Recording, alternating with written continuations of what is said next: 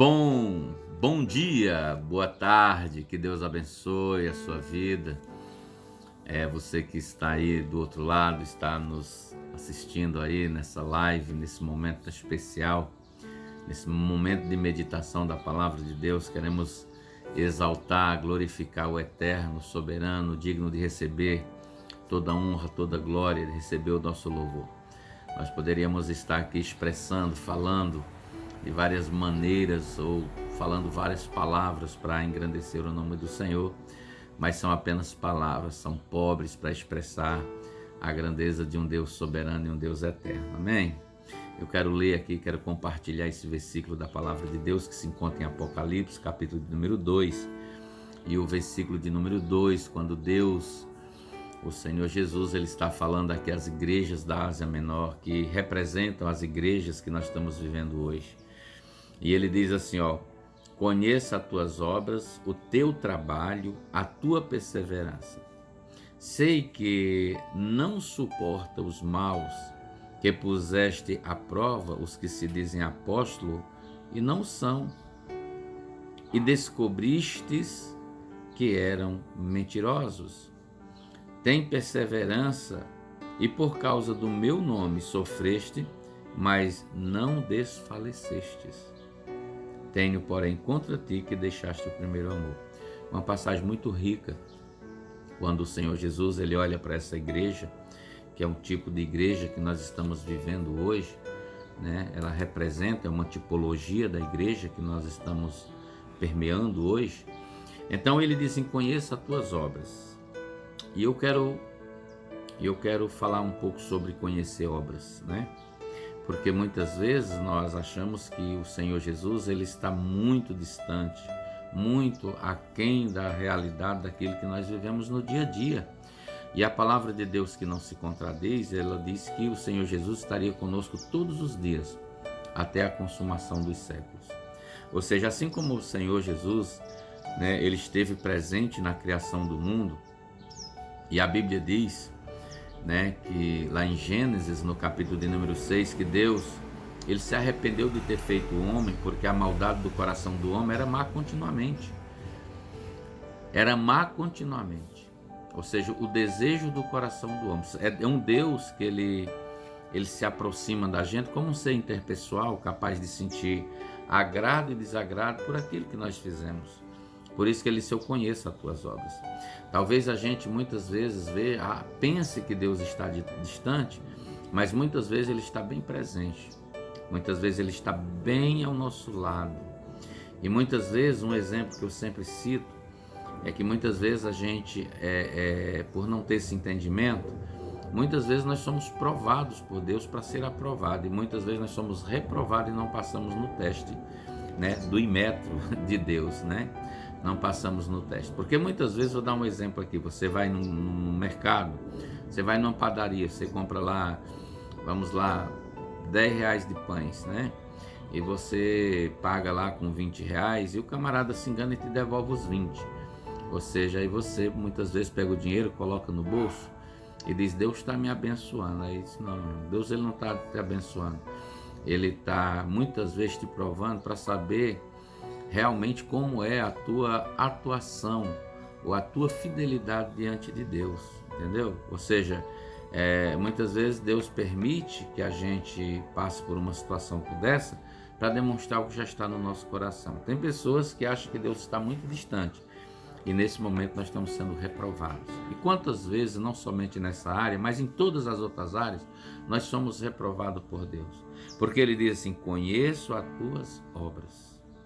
Conhecer as obras é alguém que está perto, alguém que está próximo, alguém que anda junto, alguém que anda lado a lado, alguém que ele olha e ele vê todo o nosso acordar, o nosso levantar, ele olha a nossa vida do cotidiano, ele conhece o nosso coração. É tanto que a palavra de Deus diz que antes de nós falarmos, ele já sabe o que nós vamos dizer. Ou seja, ninguém engana Deus, ninguém pega Deus de surpresa nessas nossos pensamentos, né, finito, né? Então ninguém pega Deus de surpresa, porque antes da gente falar, Deus já sabe o que a gente vai dizer. E é uma realidade Eles conheço as tuas obras, o teu trabalho. Ele conhece o teu trabalho. Se eu conheço o trabalho de alguém é porque eu estou lado a lado, eu estou trabalhando com essa pessoa, eu estou convivendo, eu estou todos os dias com essa pessoa. E a palavra de Deus, como eu já falei, ela não se contradiz. O Senhor, né, ele está conosco todos os dias até a consumação dos séculos. Então veja bem, eu conheço o teu trabalho e a tua perseverança. Nós sabemos que o Senhor Jesus, ele conhece a nossa perseverança. Ele conhece as nossas motivações. Motivações que Deus conhece, tanto elas de motivo pessoal, como muitas vezes intencional. Porque na realidade, muitas vezes, o que nós muitas vezes magoamos Deus é com a intenção do nosso coração. E Ele conhece todas as coisas, Ele sabe todas as coisas. Então nós não podemos esquecer disso. Ele conhece o que? Conhece as tuas obras, conhece o teu trabalho, conhece a tua perseverança. O livro de Jó, ele diz: orarás a ele, ele te ouvirá e pagará os teus votos. Determinando tu alguma coisa, ser-te-á firme, a luz brilhará no teu caminho. Ou seja, veja o que Jó está dizendo. Orarás a ele, ele te ouvirá e pagará os teus votos. Determinando, ou seja, perseverando você em alguma coisa. Ou seja, ele sabe que se nós perseverarmos, nós vamos obter a resposta da nossa oração. Quem está dizendo isso é o próprio Jó. Jó, que ele perseverou em seguir a Deus, ele perseverou em adorar a Deus, ele perseverou mesmo no meio das lutas, mesmo no meio das dificuldades, mesmo perdendo os filhos, mesmo perdendo a riqueza, mesmo perdendo a saúde, mesmo perdendo tudo aquilo que o mundo muitas vezes busca. Mas Jó, ele perseverou em buscar o Senhor. Ele não deixou de buscar a Deus, mesmo vivendo momentos desfavoráveis, momentos que muitas vezes até a própria mulher de Jó, ela diz: por que tu mantém integridade ainda com esse Deus? Amaldiçoa esse Deus e morre. Ou seja, né, por que tu vai continuar crendo, perseverando, se o Deus permitiu tudo isso? E Jó, ele não atribuiu nada ao diabo, ele glorificou o nome de Deus e disse: tu recebeste os bens de Deus com prazer e o mal tu não vai aceitar? O Senhor me deu, o Senhor tirou, bendito seja o nome do Senhor. E assim Jó não pecou. Ou seja, veja que nós precisamos perseverar mesmo em meio aos infortúnios, mesmo em meio às dificuldades, mesmo em meio aos problemas, mesmo em meio às catástrofes da vida. Nós não podemos parar, porque sabemos que se nós pararmos, querido, vai ser pior. E a perseverança, nós temos um objetivo, nós temos um alvo, nós temos e sabemos, nós temos um alvo, um objetivo, sabemos onde nós queremos chegar, né? Então ele diz assim: conheço o teu trabalho, a tua perseverança, sei que tu não suporta os maus. Quem é que suporta, né, irmãos, os maus? Quem é que suporta, né? Quem é que suporta os maus? O Senhor Jesus, ele nos conhece, né? Então veja bem, que puseste à prova os que se dizem apóstolos e não são, e descobriste que eram mentirosos. Não vamos falar aqui que isso aqui dá algo muito tremendo, né? Não vamos nem falar nisso aqui. Aí ele diz assim: tens perseverança e por causa do meu nome, e aqui é o segredo, tá?